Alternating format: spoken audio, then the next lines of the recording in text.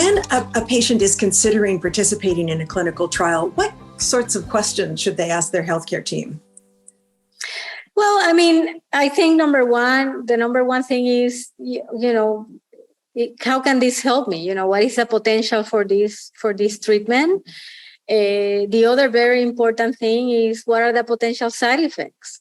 Has this been done before in other patients? Do you have any experience? What do you think are going to be the side effects compared to or additional risk, right, compared to getting the standard of care?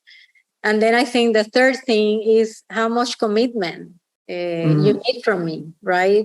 Because there is no doubt that clinical trials require a lot of commitment. I mean, when we are doing a clinical trial, we, for example, have to give all the drugs in the center usually, right?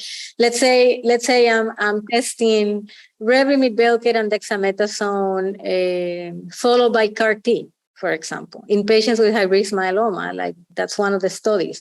Yeah, you could get Revlimid, Velcade, and dexamethasone anywhere, right? These are approved drugs. But if you are participating in a clinical trial, you have to get it at Moffitt or at the center, right? Which means patients traveling back and forth.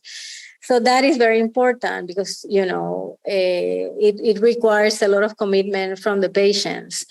And I think on that line also, you can ask as a patient, well, what are the resources there in the clinical trial that can help me, make that commitment? Frequently, clinical trials help patients, by paying for the transportation, their gas, their accommodations if they have to stay overnight, to be able to comply, and meet all those different visits.